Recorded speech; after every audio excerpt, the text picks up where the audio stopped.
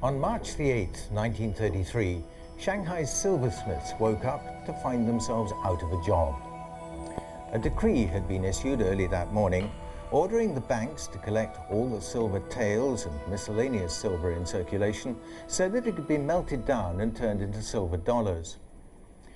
To stop people sending their silver to be transformed into ingots, as Chinese had done for centuries, the government ordered the silver furnaces smashed. This is the Shanghai Mint, which in the 30s was the central mint, where the new silver dollars were struck. But after only 2.5 years, the policy was abruptly changed. The coins were withdrawn from circulation, and China left the silver standard. Why? What caused this sudden change, and what would be its consequences?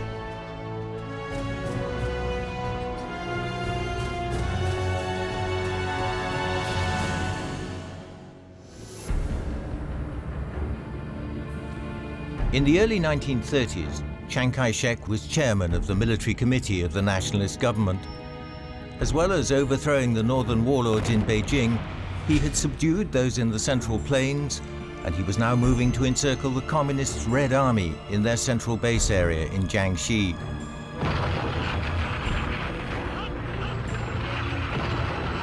But not everything was going Chiang's way. After the September the 18th incident in 1931, Japan had occupied Manchuria. Then, 4 months later, Japan obtained the right to garrison its troops in Shanghai. The strain began to show. Photographs of Chiang at the time show him looking haggard, with hollow cheeks and sunken eyes. Above all, he needed money. The loss of the Northeast cost the nationalist government a quarter of its tax revenue at a time when military spending was growing very fast.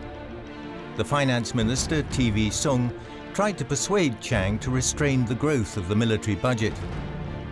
Chiang, who knew his power depended on the army, rejected his advice, and the dispute ended with Sung resigning in a huff.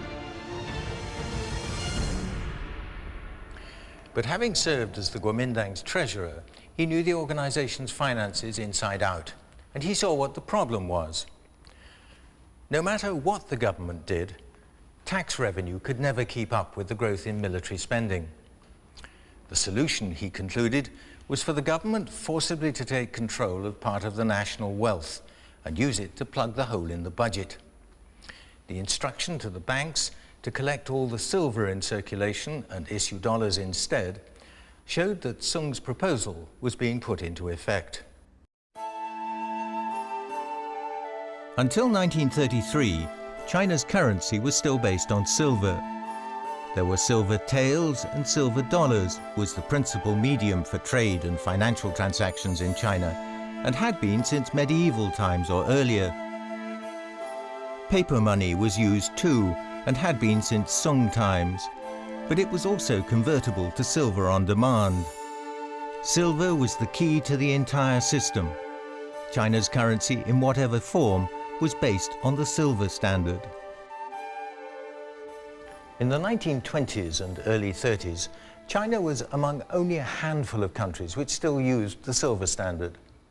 Europe, America, and Japan had switched to the gold standard late in the 19th century, followed by Mexico and India. The result was that China was excluded from the new mechanisms for international exchange, and it suffered significant losses in its foreign trade. By replacing taels and ingots with dollars, the government had gained control of China's silver reserves, but it still kept to the silver standard. So if a crisis hit the international financial markets, China would be on its own. The crisis was not long in coming. Our dollar is now altogether too much influenced by the internal policies of other nations. Therefore, the United States must take firmly in its own hands the control of the gold value of our dollar.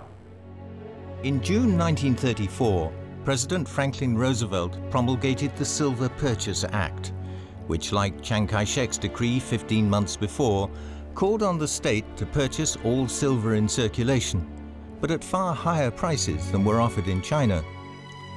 Faced with the Great Depression, the collapse of American industry and massive unemployment, Roosevelt's aim was to devalue the dollar, set up a reserve of both gold and silver in a ratio of 3-to-1 to back the US currency, and so to reduce commodity prices, boost exports, and stimulate the economy. From an American standpoint, it made perfect sense, but not for China. The country's silver reserves were depleted as sellers sought higher prices abroad, while cheap American exports began to flood the Chinese market. The Chinese Bankers Association appeals to you, Mr. President. Our great country is already suffering from a series of recent calamities and is now in danger of sinking further into the economic depression. Desirous of further commercial ties with the great American people, we appeal to you to take steps to maintain the stability of the silver price and to prevent any drastic increase. Whether Roosevelt ever read that appeal, we don't know. If he did, he ignored it. The Silver Purchase Act became law. At the same time, the Japanese, who were well established in Manchuria, openly encouraged the smuggling of silver in order to weaken the Chinese economy. This combination of external and internal factors, financial pressures from the United States and Japan, and the difficulty of financing military spending from tax revenue alone, convinced the nationalists the silver standard had to go. Already as early as 1932, Chiang Kai-shek had written in his diary, "Our defense capability is based on the economy. The creation of a unified currency system cannot be delayed. It shall be organized expeditiously." With Chiang's support, the new finance minister, Kung Xiangxi, and TV Sung, who'd become chairman of the Bank of China, proposed radical reforms.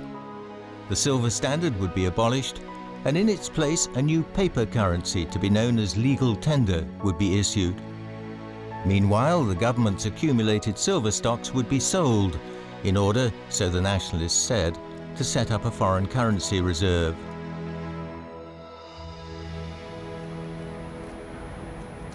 In 1935, this silver vault was built by the Ministry of Finance with a claimed capacity of 250 million silver coins. But that year, the silver standard was abandoned, so it was used instead as a storeroom for the new legal tender notes. Like the silver dollars, they bore the portrait of Sun Yat-sen. Four banks, the Bank of China, the Central Bank, the Communications Bank, and the Farmers Bank, had the right to issue the new currency, whose value depended not on silver, but on a basket of other currencies, as was the normal practice elsewhere. The reform was widely welcomed. Most Chinese felt anything was better than the chaotic currency system that had prevailed earlier. So the new legal tender caught on. People were glad to hold it, the economy began to improve, and 4 months later, in March 1936, the United States signaled that it was willing to compromise on the Silver Purchase Act.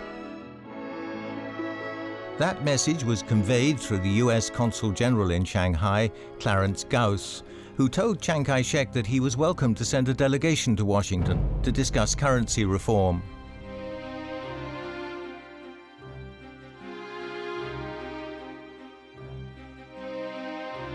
Chiang named Chen Guangfu, the chairman of the Bankers Association, who set out on May the 18th. His negotiations with the US Treasury Secretary, Henry Morgenthau, led to an exchange of memoranda in which it was agreed that China's currency would not be tied to the US dollar or any other foreign currency, and that China, like the United States, would maintain a reserve composed of 3 parts gold to 1 part silver as backing for the banknotes it issued. In addition, the Americans agreed to buy 75 million ounces of Chinese silver and to take a further 50 million as collateral for a $20 million American loan. The silver was sent to the United States over an 8-month period from June 1936 to January 1937. An American magazine published photographs of Chinese porters in Shanghai carrying through the streets silver bars and boxes of silver marked Central Mint. In contrast, it noted, to the practice in other countries where silver was transported in armored vehicles protected by military security. It was estimated, the magazine said, that 100 million silver dollars were held by Chinese officials and public figures. It wasn't entirely coincidence that the legal tender reform, which modernized the currency system that China had been using for centuries, occurred just before the outbreak of the Sino-Japanese War. It meant that the government could use the silver reserves to finance its military spending, which was all the more necessary because China at that time was fighting alone, without foreign support. But using reserves is risky. One of the few who saw that at the time was Zhu Qi, an official of the Nationalist Finance Ministry, who warned that abandoning the silver standard would bring large deficits, which the government would have no way of filling except by printing money. Over the next decade, as China was fighting for its survival, Zhu's words would prove prophetic.